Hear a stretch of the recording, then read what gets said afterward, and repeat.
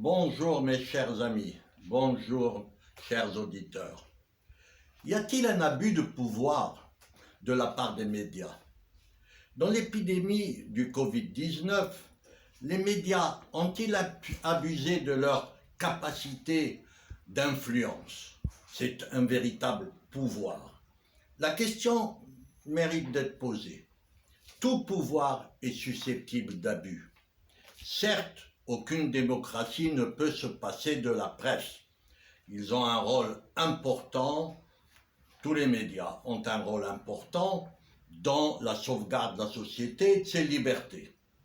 Mais parfois, en période de crise, les médias exagèrent et réagissent au-delà du supportable.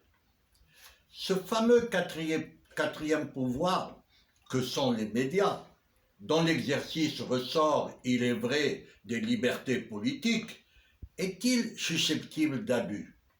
Ce pouvoir, qui ne dispose pas d'une force de coercition directe, exerce un réel empire sur les esprits. Ceux qui constatent ces abus et ces excès hésitent à les dénoncer de peur de l'ostracisme du silence. L'Internet, avec ses réseaux sociaux, est venu rebattre les cartes. Il permet l'expression d'idées souvent occultées par la majorité des médias. Ces derniers expriment avec ensemble un socle d'idées convenues dans un esprit de consensus plus couramment appelé politiquement correct.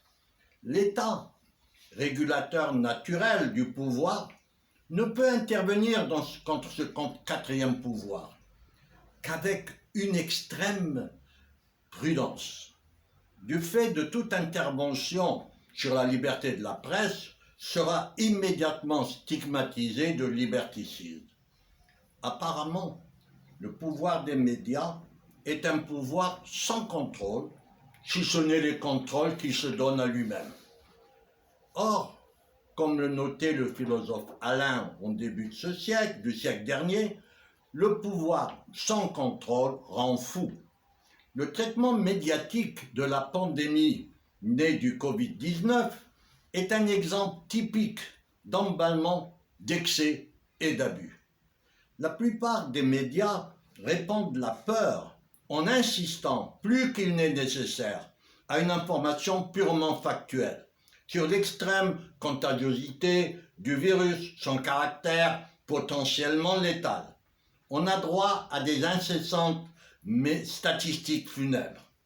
Ils mettent en exergue des drames humains, individuels, en réservant à l'information sur ce sujet une telle omniprésence que plus aucune autre information ne filtre.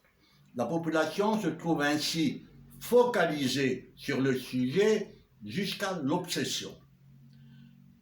Est-ce de la malhonnêteté intellectuelle, comme par exemple on occulte le secteur hospitalier allemand dont la performance ne peut être passée sous silence et qui appartient, contrairement aux Français, en majorité au secteur privé? Ou, comme il a été montré précédemment, que la mortalité dans les pays ne pratiquant pas le confinement ont moins de décès. En développant une propagande en faveur de l'assignation à résidence, ce qu'est en réalité le confinement, il critique d'une façon à peine voilée les pays ne le pratiquant pas. Tout y passe. Illustration de son utilité, mieux de sa nécessité, occultation pour l'essentiel de ses effets secondaires néfastes. On assiste à une sorte d'unanimisme du temps de guerre, dans une curieuse cohérence dans les décisions liberticides du pouvoir que les mêmes médias ont contribué à provoquer en répandant la panique. Les médias ont tendance à mélanger, ou pour le moins à ne pas distinguer clairement ce qui ressort des faits bruts, de l'analyse de ces faits, des préconisations et des prévisions.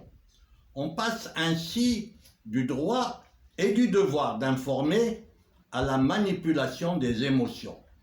C'est l'effet bien connu de la psychologie des foules, mise en lumière depuis plus d'un siècle par Gustave Le Bon, à des effets de panique exerçant sur les politiques une pression irrésistible. Il faut retenir que la foule en panique ne pense pas.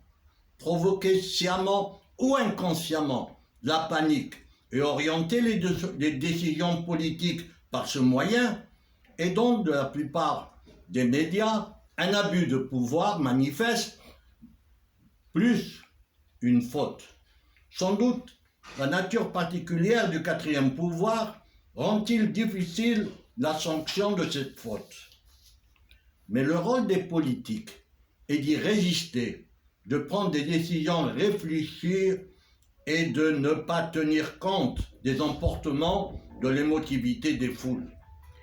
Il n'est pas certain que le calcul d'une fraction des médias de provoquer la panique, puis les mesures liberticides qu'elle a inspirées, ne se retournent pas un jour contre la liberté de la presse. Car la liberté est un tout. Ruiner la liberté d'aller et de venir, une des plus fondamentales, puis mettre en place pour l'inévitable sortie de la résidence surveillée des moyens de surveillance et de traçage qui en seront la suite nécessaire, pourrait préparer une société dans laquelle la liberté individuelle, comme certains médias l'expliquent déjà, cesserait d'être la valeur fondamentale qu'elle est encore dans notre société. À demain, si vous le voulez bien.